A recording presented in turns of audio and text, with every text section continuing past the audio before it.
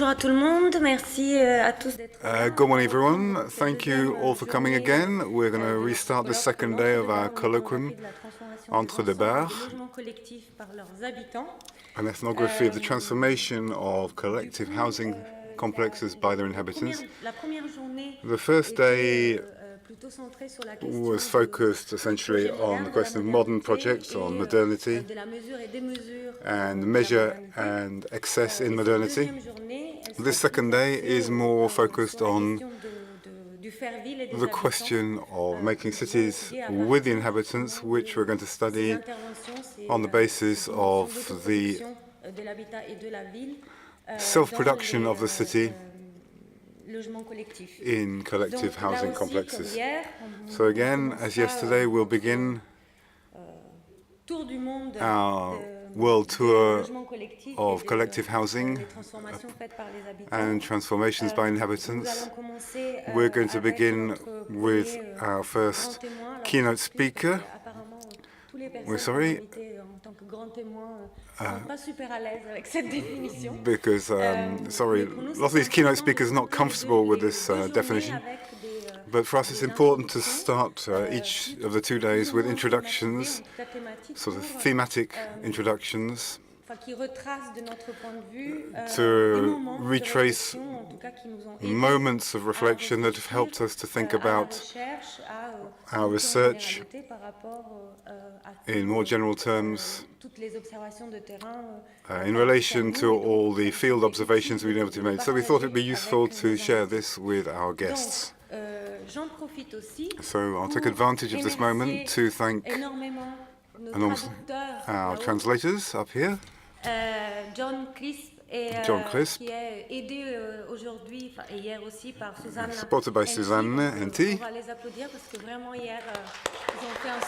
Thank you very much. Merci beaucoup.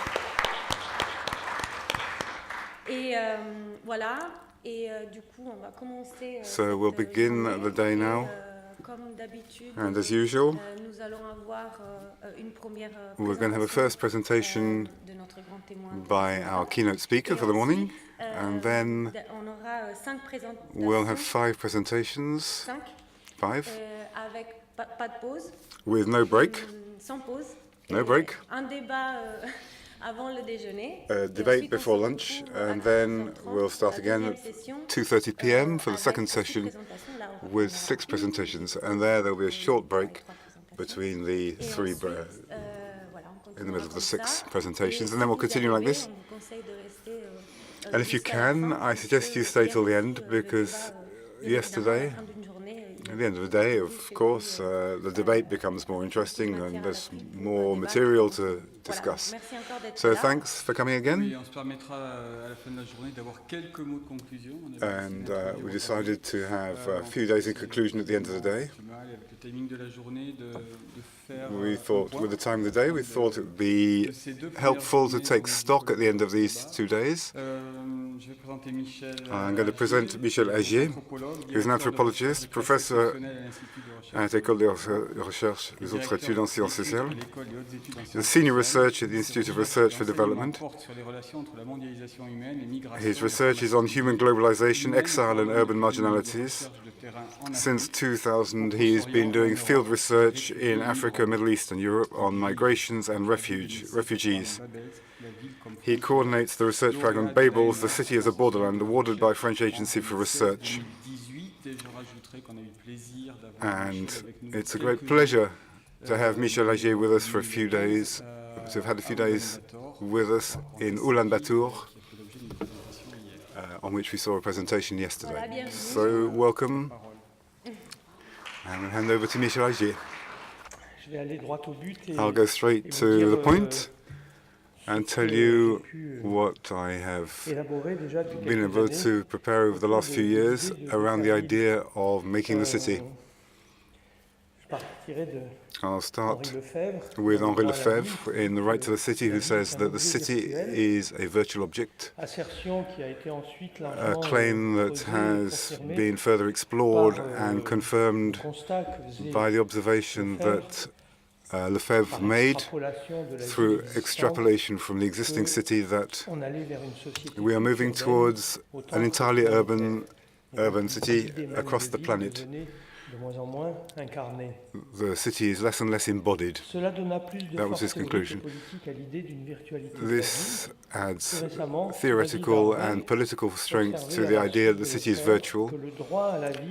And it's been recently added that the right to the city is something that no longer exists. The right to the city is an empty signifier. It all depends on who will fill it.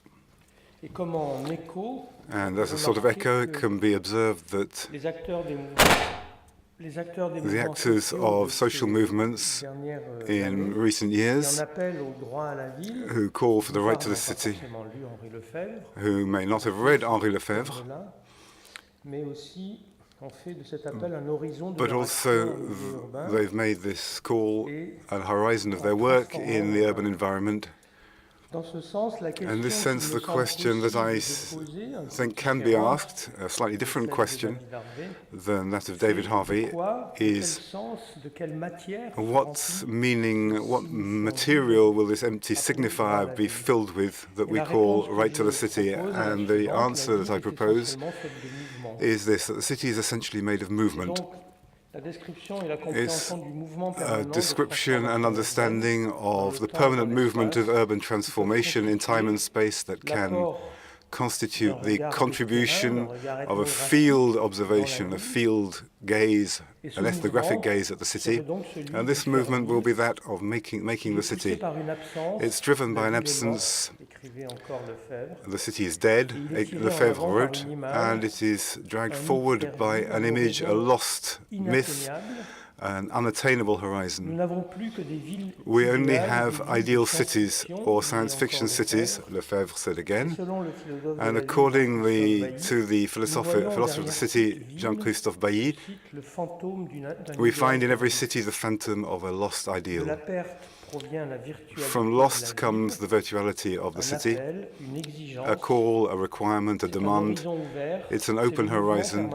It's the permanent movement of making the city, which can enable us to find something of the city which has been lost, but that we can also find in the concrete experiences of space.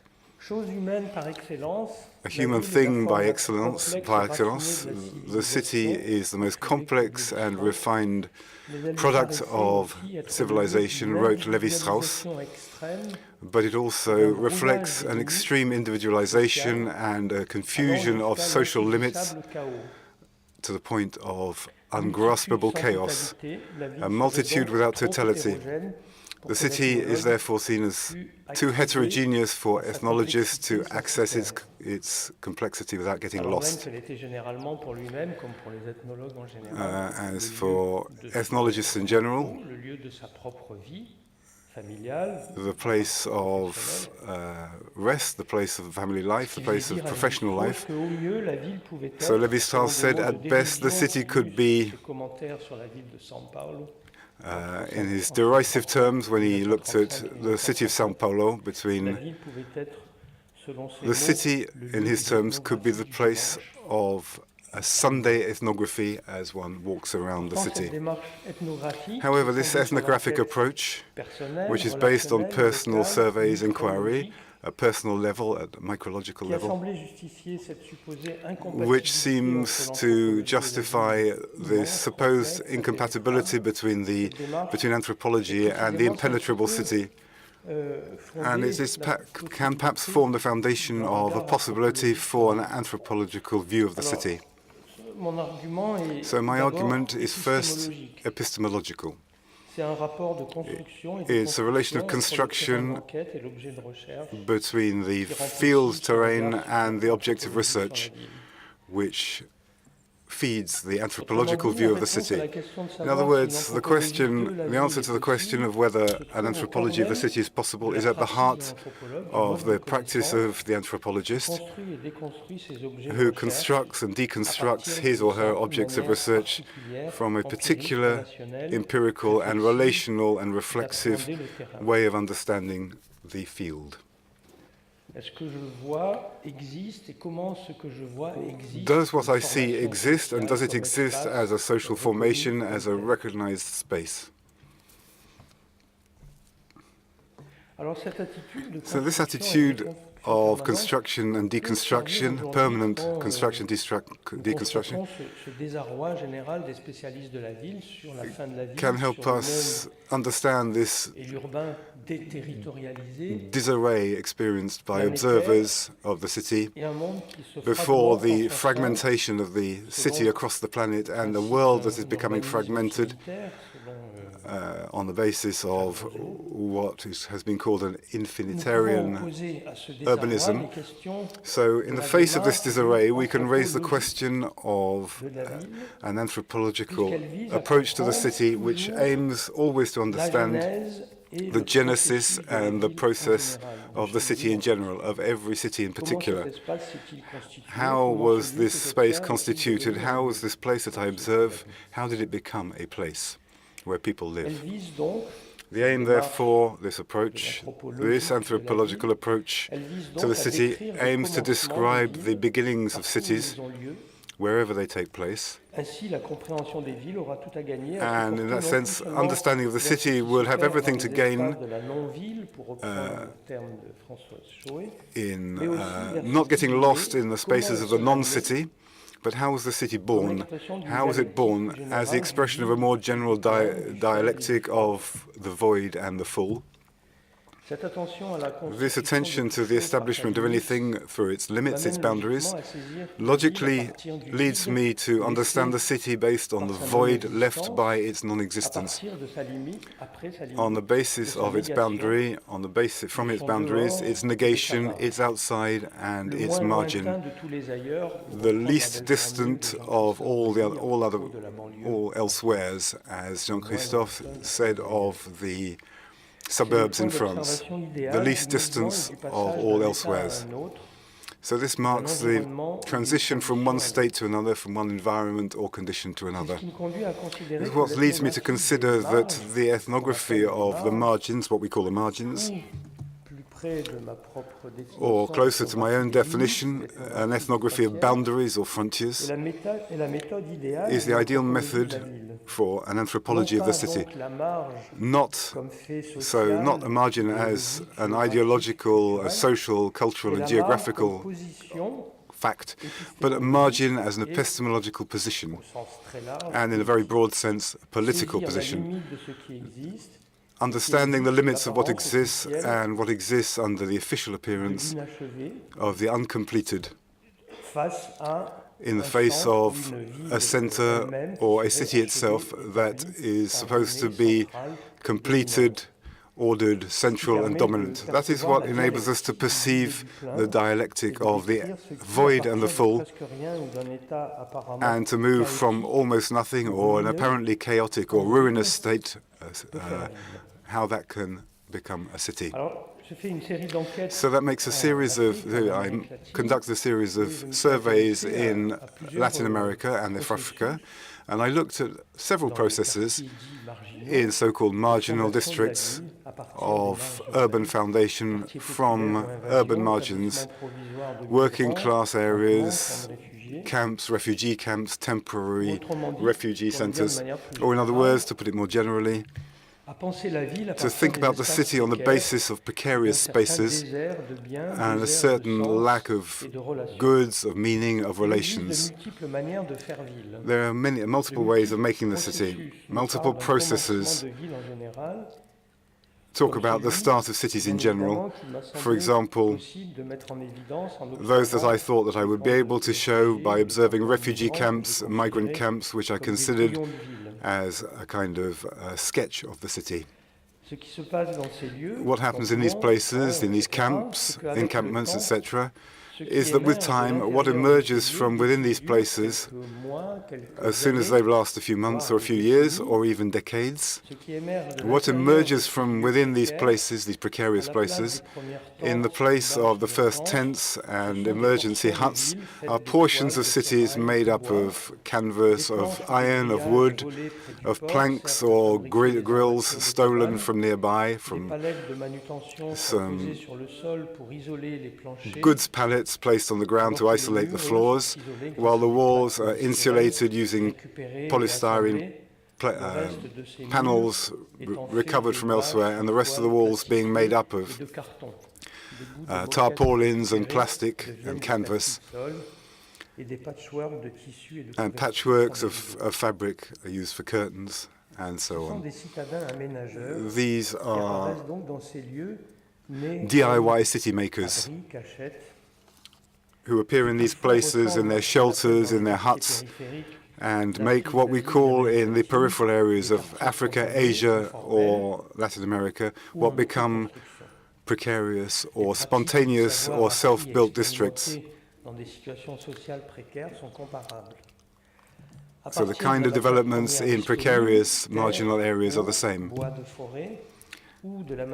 So using woodland or residual products from manufactured objects, sacks, polystyrene plates, a whole architecture of camps develops, as elsewhere, an architecture of the favelas or an architecture of the slums, made up of found objects and found materials. In Africa and Latin America, so-called informal urbanization plays a very big role. Probably a third or three-quarters of urban form is informal. In these conditions, if the city is fully understood without a judgment, can be described as a multiform space and very largely precarious space. The word slum or favela or bidonville or shantytown resonates today everywhere, both in the media and in politics. Nevertheless, these terms are counterproductive and don't operate in terms of epistemology, knowledge, because what it is ultimately is city, but city that has been self-built. It's urban habitat, but made out of planks, made out of plastic tarpaulins and cardboard, which is gradually transformed through the use of more solid materials like brick and cement. If we suspend all judgment, aesthetic and cultural or social judgment, all these forms should be considered as part of a process of city-making in conditions of inequality. In the face of some big favelas or favela complexes, as they're called now in Rio de Janeiro, we can perhaps come to compare an urban form which is now known all around the world through media and research and through public policy, what we call mega slums, a form that is shared by districts named Chaco in Mexico, Nubel in Douala, Dalavi in Mumbai, and many other places, these mega slums. The generic term, slum, bidonville, and plus the word mega that goes with it, mega slum, have the disadvantage of stigmatizing the population who live in these places and making them sociologically much more homogeneous than they are in reality.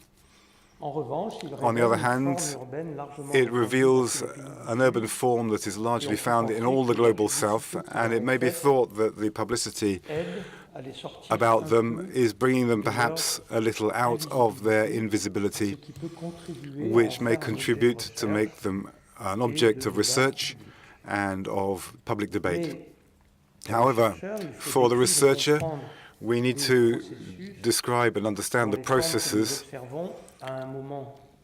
in the forms that we observe at one particular moment are only moments. That's what I want to try to do here, by remembering, keeping in mind this proposition that the understanding of making the city as a general process or universalizable process of the city. Of what city is the favela a name? If the favela is famous across the world, it's because it designates a universal process of conquest of space. It embodies a form of city as movement. Favela, slum, bidonville. The words have to be forgotten and deconstructed in order to find again the movement, the meaning of the movement involved. So the process at the origin of favelas, what happened? Someone came along and occupied a vacant space.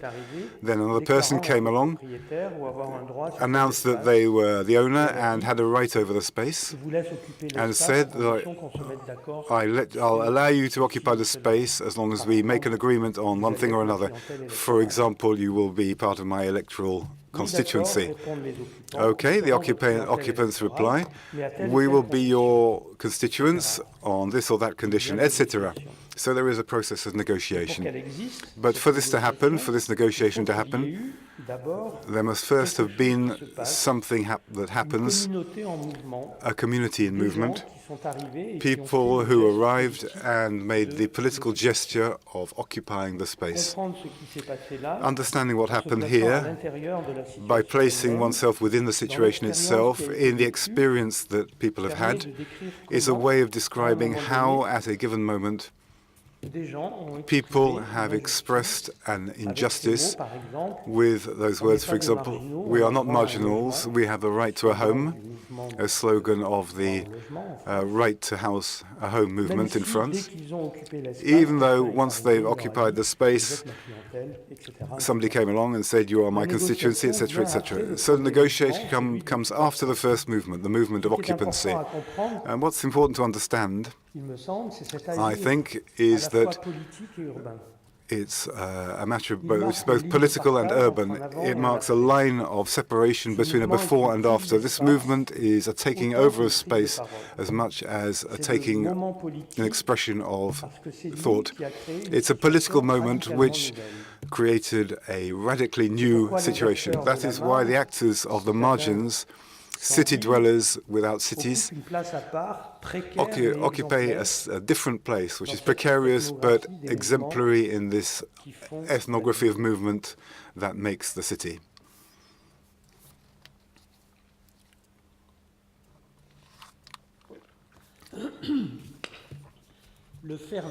Making the city must be understood as a process without end, which is continuous and has no purpose, a sort of general theory of urban relativity. It's a kind of frame of social and urban universes. That's why we can perhaps put forward the theoretical argument that making the city is a pragmatic variation of the right to the city.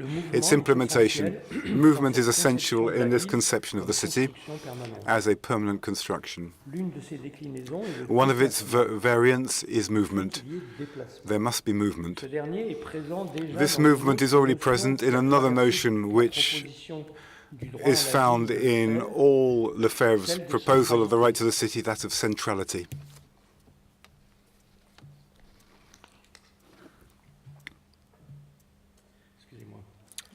Sorry. Movement towards the center. Movement towards the center from the peripheries, from the suburbs. The faubourg, as Lefebvre called them, or the poor areas, is a shift. It is a conquest of space, so to speak. This illustrates Lefebvre's proposal and reinforced by David Harvey as an urban struggle rather than a proletarian struggle, because the town distills a desire for revenge and in part a nostalgia for the urban world destroyed by Haussmann, and it re-establishes a strategy of control of modernity. For Harvey, historical centrality has now disappeared, but there is a drive towards such a centrality. This drive towards a virtual centrality, which embodies the vital heart of the city's identity, both insatiable desire and infinite movement from the boundary towards the center, is the driver of urban action. The anthropology of making the city, tackled from a social, political, and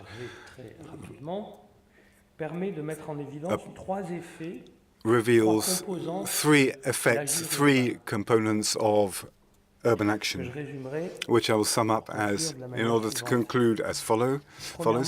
First, this action includes survival in a gap. That's what tells us about the refugee camps, squatters' camps, the arrivals of foreigners, of migrants, people, homeless people, their arrival in cities. To go back to some Brazilian, Latin American terminology, this is the first gesture. It's what called the gesture of invasion. Invasiones is how they refer to all these immense peripheries of the cities. So the first gesture of invasion, understood as disobedience and illegality, assumed, accepted, even though in the word invasion in Brazil is understood in academic and political, ideological circles, is seen as politically incorrect. While this term has long been used by everyone to refer to what elsewhere is called the favela. The second point, urban action includes and continues in the recalcitrant presence of the place of this space, of this gap. We will stay here whatever happens. If they chase us away, we will come back. So it is the most established form of, or even completely, if not fully lasting, of occupancy.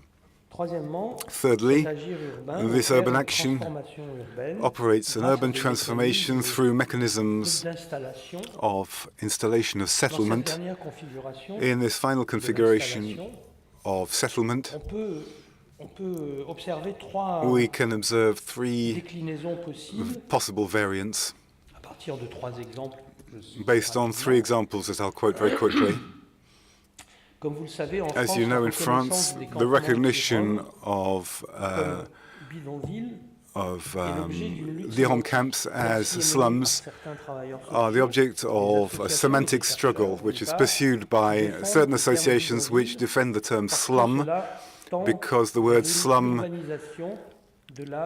tends towards an urbanization of the Rome question.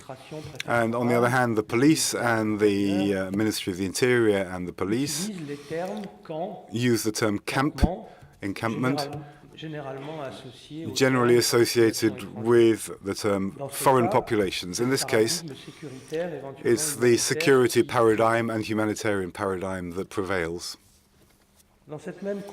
In the same configuration of settlement and urban transformation, we can also see other examples very quickly, such as, of course, the urbanization of refugee camps, or even today, the reconstruction, the planned urban reconstruction with architects and urbanists of refugee camps, Palestinian refugee camps, which were destroyed in conflicts, as was the case in Lebanon, and the reconstruction of the refugee camp, Palestinian refugee camp, where people left to another camp and considered themselves relocated, while on the location of the camp, a new entity was constructed, which was itself called a camp, which ultimately became a city camp in the literal sense. Finally, in Brazil, always still in this configuration of settlement and urban transformation, as you know, in Brazil, the legalization of favelas through what was called the favela district politic was the subject of policies in Rio and then in other big Brazilian cities, and then spread to other Latin American cities. So since the end of the 1990s, after a very long period of repeated attempts by the authorities, urban authorities, to eradicate the favela and expel their populations to the peripheries of the city. So in these three effects of invasion, occupancy, installation, settlement, we find what I see as the exemplary movement of right to the city as a right to be there and to live. It's at this point in this pragmatic that making the city becomes a real and observable aspect of the right to the city, beyond the human need to found and refound places in permanence. However precarious they may be, this dynamic of city action shows the relation between city construction and human development.